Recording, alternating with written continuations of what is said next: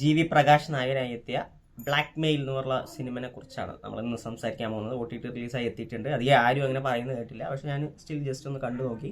ഇതിൽ ശ്രീകാന്ത് ഉണ്ട്, ബിന്ദു മാധവി തുടങ്ങിയ ആർട്ടിസ്റ്റുകൾ ലീഡ് റോൾ ചെയ്യുന്നുണ്ട്. ഈ സിനിമയുടെ പേര് പറയുന്ന പോലെ തന്നെ ഒരു ബ്ലാക്ക് മെയിലിൻ്റെ കഥ തന്നെയാണ് ഈ സിനിമ പറയുന്നത്.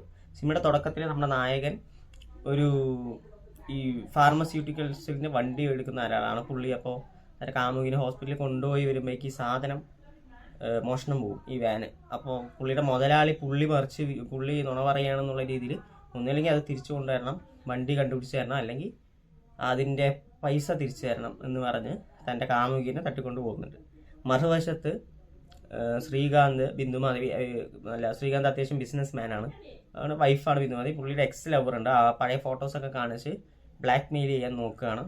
അതിന് അല്ലെങ്കിൽ എനിക്ക് ഇത്ര പണം വേണം എന്ന് പറയുന്നു. ഇനി 2 ബ്ലാക്ക് മെയിൽ ഉണ്ടാവും. ഇത് രണ്ടും തമ്മിൽ എങ്ങനെ ഒരുമിച്ച് വരുന്നു, പിന്നീട് എന്തൊക്കെ സംഭവിക്കുന്നു എന്നുള്ളതാണ് സിനിമ പറയുന്നത്. സിനിമ നമ്മുടെ തുടക്കത്തിൽ കാണുമ്പോൾ എനിക്ക് ഭയങ്കര എക്സൈറ്റ്മെൻ്റ് ആയിരുന്നു. കാരണം അത്യാവശ്യം ഭയങ്കര സ്പീഡി ആയിട്ട് സിനിമ പോകുന്നുണ്ട്, വളരെ വേഗത്തിൽ തന്നെ സിനിമ മുന്നോട്ട് പോകുന്നുണ്ട്. ഇനി എന്താ നടക്കാമെന്നുള്ള ഒരു ആകാംക്ഷ ഉള്ളിലുണ്ടായിരുന്നു. പക്ഷെ ഒരു പോയിന്റിൽ എത്തിയതിന് ശേഷം നമ്മളിപ്പോൾ ഈ അടുത്ത് കണ്ട മിറാഷിൽ ട്വിസ്റ്റിൻ്റെ അയ്യർ കളി എന്ന് പറയുന്ന പോലെ ഈ സിനിമയിൽ അങ്ങനെയാണ്. പക്ഷേ ഒരേ ഒരു കുഴപ്പമുള്ളൂ, അത് വേറെ ട്വിസ്റ്റുകളാണെങ്കിൽ ഇത് ഒരേ സാധനത്തിന് വെറുതെ ഒരു ട്വിസ്റ്റ്, ഓക്കെ, ഇതൊരു ട്വിസ്റ്റ്, നല്ല ട്വിസ്റ്റ്, കുഴപ്പമില്ല എന്ന് പറഞ്ഞു. വീണ്ടും വേറെ കാണിക്കുന്നു, പിന്നെയും കറങ്ങിത്തിരിഞ്ഞ് നമ്മളൊന്ന് ട്വിസ്റ്റ് ആക്കും, പക്ഷെ കറങ്ങിത്തിരിഞ്ഞ് ഈ സ്ഥലത്ത് തന്നെ എത്തും. ഇതെങ്ങനെ വേറെ ട്വിസ്റ്റ് ആകും?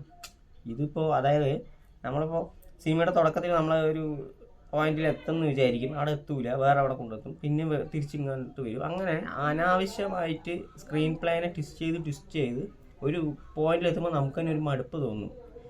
ഇതിപ്പോൾ എന്നിട്ട് അവസാനം എങ്ങനെയൊക്കെ തട്ടിക്കൂട്ടി അവസാനം എത്തിക്കും. കാരണം എന്താണെന്ന് വെച്ചാൽ ഇതിന് പ്രോപ്പറായിട്ടുള്ളൊരു എക്സിക്യൂഷൻ പ്ലാൻ ഉണ്ടായിരുന്നില്ല ഡയറക്ടർക്ക്. എന്ത് ചെയ്യണം, ഈ സിനിമ 2 മണിക്കൂറോ അല്ലെങ്കിൽ 2 മണിക്കൂറിനകത്തുണ്ട്, അതിനകത്ത് കൊണ്ടുപോകണം. അപ്പം ഇങ്ങനെയൊക്കെ ചെയ്യാം എന്നുള്ള രീതിയിലാണ്. അല്ലാതെ വേറെ ഉള്ളിലോട്ട് പോകും തോറും വേറെ ഒന്നും ചെയ്യാനില്ല. ആകെ ചെറിയൊരു സ്റ്റോറി ലൈൻ എങ്ങനെ ഇതാകാം എന്നുള്ളതിൽ കുറച്ച് ട്വിസ്റ്റ് ആയിക്കോട്ടെ എന്ന് വിചാരിച്ചിട്ട് അനാവശ്യമായിട്ട് ഇങ്ങനെ വട്ടം ചുറ്റി കൊണ്ടേ ഇരിക്കുന്നുണ്ട്. നമുക്ക് മടുപ്പ് തോന്നുന്നുണ്ട് ടോട്ടലി ഞാൻ പറയുകയാണെങ്കിൽ. പക്ഷേ ഇടയ്ക്കൊക്കെ എനിക്ക് ബോറടിക്കാതെ കണ്ടിരിക്കാൻ പറ്റി എന്നുള്ളതാണ്. ഏകദേശം കുറേ സമയം അതിന് ശേഷം പിന്നെ സിനിമ മുന്നോട്ട് പോകുമ്പോൾ നമുക്ക് തന്നെ ഇത് എങ്ങനെയെങ്കിലും അവസാനിപ്പിക്കും എന്ന് നമുക്കറിയാം. ഇതിൻ്റെ അവസാനം ഇങ്ങനെയൊക്കെ ആയിരിക്കും. ക്ലൈമാക്സും അങ്ങനെ അത്യാവശ്യം ഒരു ഭയങ്കര ക്ലൈമാക്സ് ആയിട്ട് തോന്നിയില്ല.